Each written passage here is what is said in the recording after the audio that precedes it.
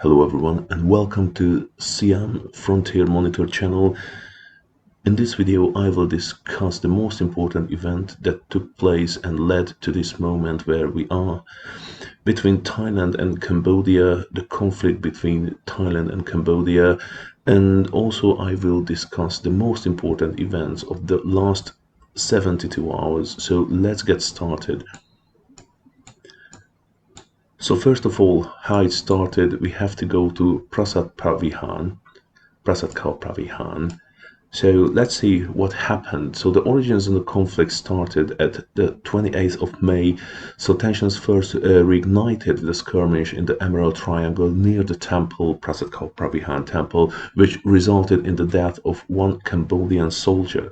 That's followed on the 24th of July, following a month of economic retaliation, major hostilities broke out. Cambodia accused Thailand of shelling the temple area, while Thailand maintained that its targets were strictly limited to military positions at Phu Ma Kwa, roughly 2 kilometers from the temple. And late July, the damage reports came in when the Cambodian Ministry of Culture reported serious and visible damage to the UNESCO World Heritage Site, claiming 47 shells impacted 125 locations. Images circulated showing structural damage to the temple gateways, or called gopras. International inspection found that in late July, diplomats and military attachés from 13 countries visited the site to inspect the reported craters and ruins. So that's how it all started, the recent conflict. And let's see the recent developments. So on the 8th of December, renewed clashes erupted directly in Pravihan province, leading to death of at least 5 people, including 4 Cambodian civilians. On the 12th of December, heavy Thai airstrikes were reported near Krong Pravihar, prompting thousands of residents to flee.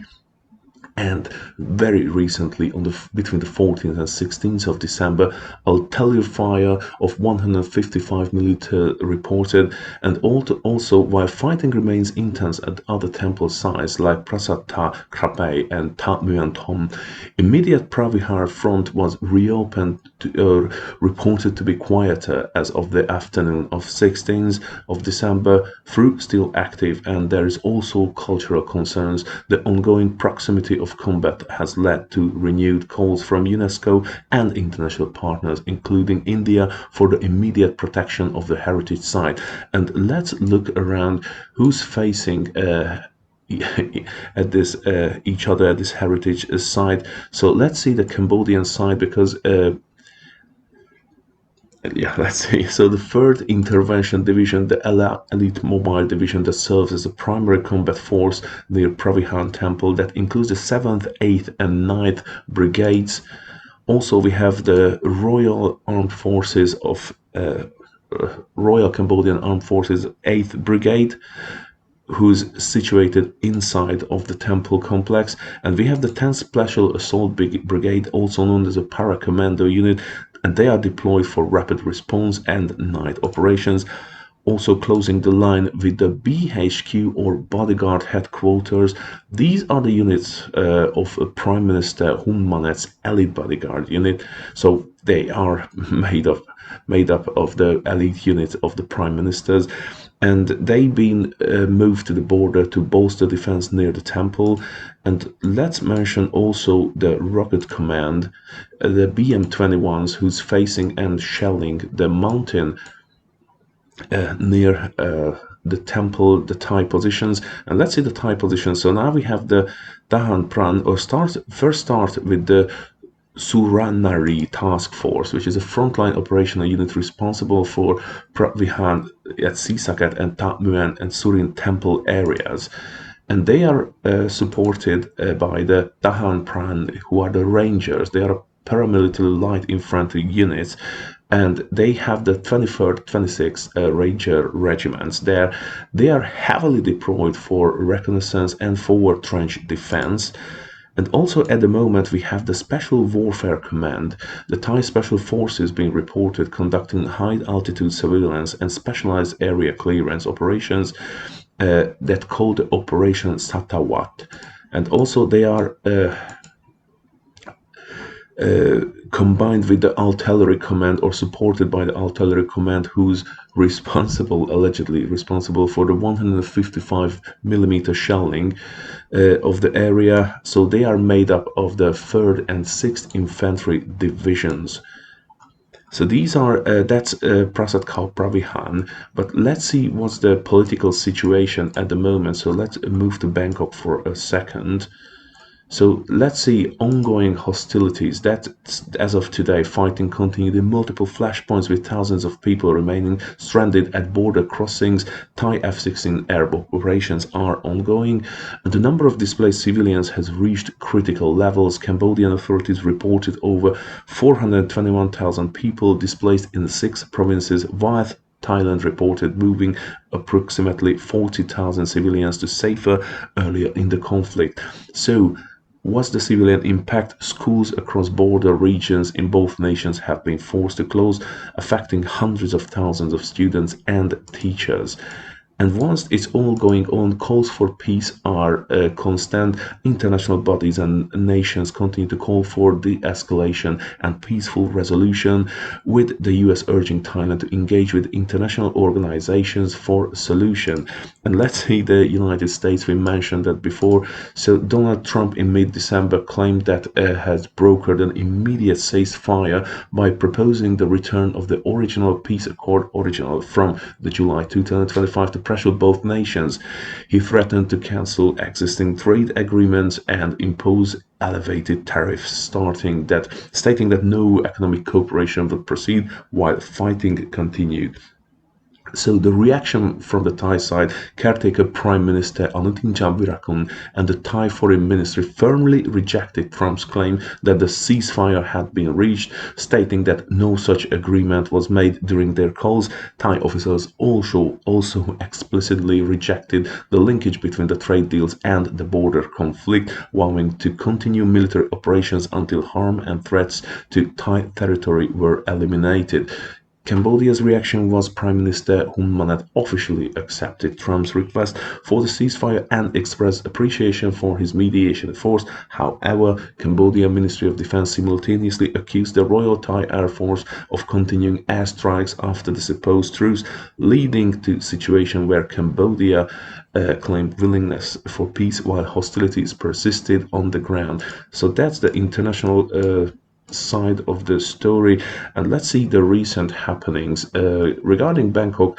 Operation Satavat continues. So Thailand's Operation Satavat continued with the Chief of Staff of the Royal Thai Army overseeing operations and the medical evacuation of injured soldiers to Bangkok. That's reported on the 15th of December, and also been reported tightened border security. So Thai authorities tightened screening of all major airports, Suvarnabhumi, Don Mueang, Chiang Mai, Phuket and Hat Yai, and border crossings, focusing on identifying security risks, including potential mercenaries from Eastern Europe and Central Asia. It's been reported on the 15th of December. And let's go to Cambodian capital for a second. So Phnom Penh.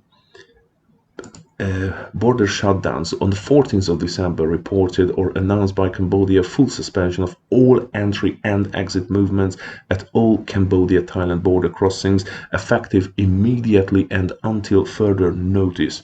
Also, reports emerged of widespread damage in Cambodia, including 42 houses, 4 bridges, 4 pagodas, 1 ancient temple, and several casino buildings and hotels destroyed by Thai airstrikes, allegedly. And also mutual accusations going on. Both sides continue to blame the other for violating ceasefire agreements, with Cambodia claiming a ceasefire was in place while the fighting continued.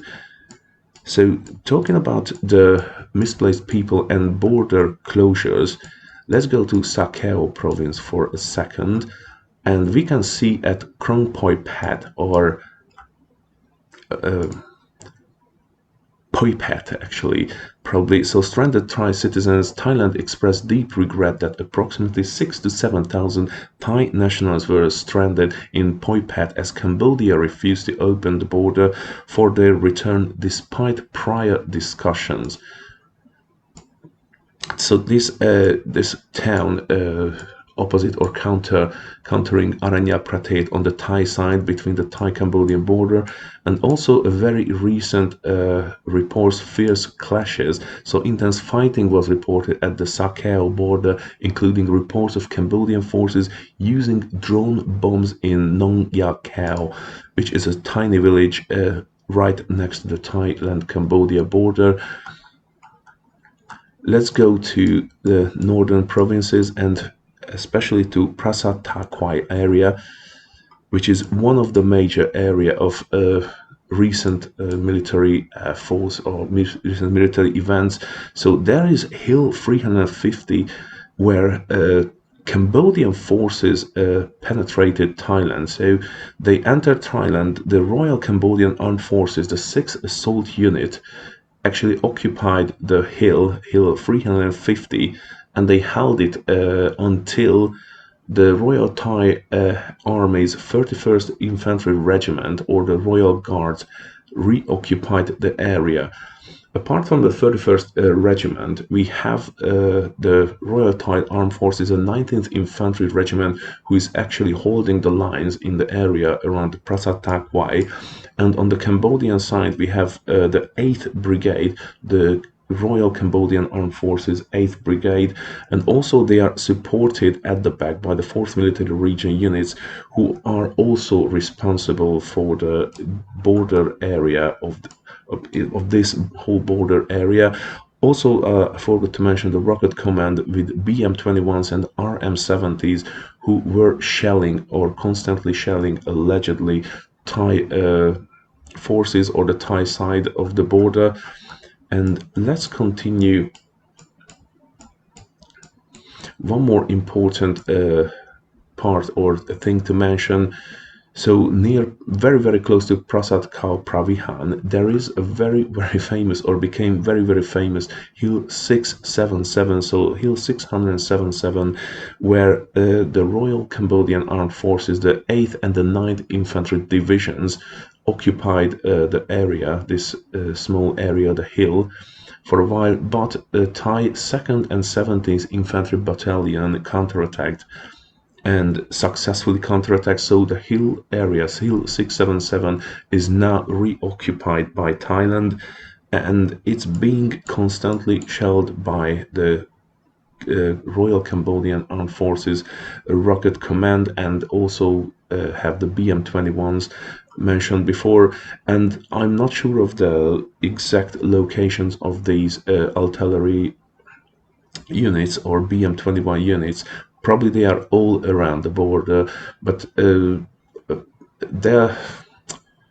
the range of these BM-21s are between 30 to 45 kilometers, so it's quite safe to say that they can be deployed much deeper in Cambodia, and once they very quite deep in Cambodia, they can still shell the border areas between Thailand and Cambodia and potentially the Thai forces.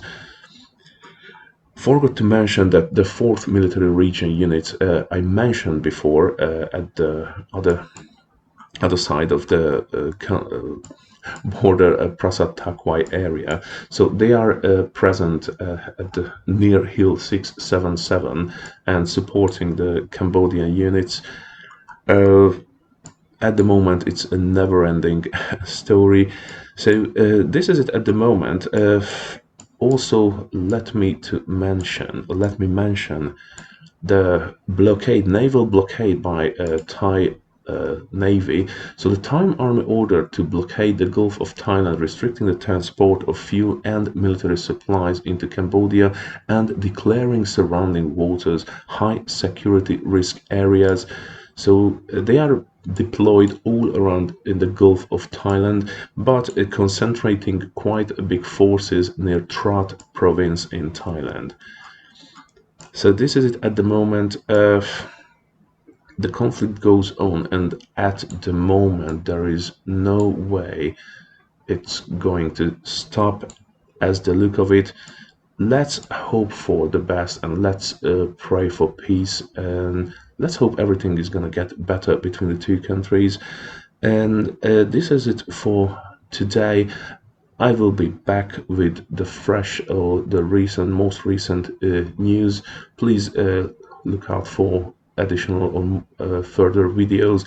Please don't forget to press the like button, and please don't forget to subscribe to the channel. Thank you for watching. All the best. Bye now.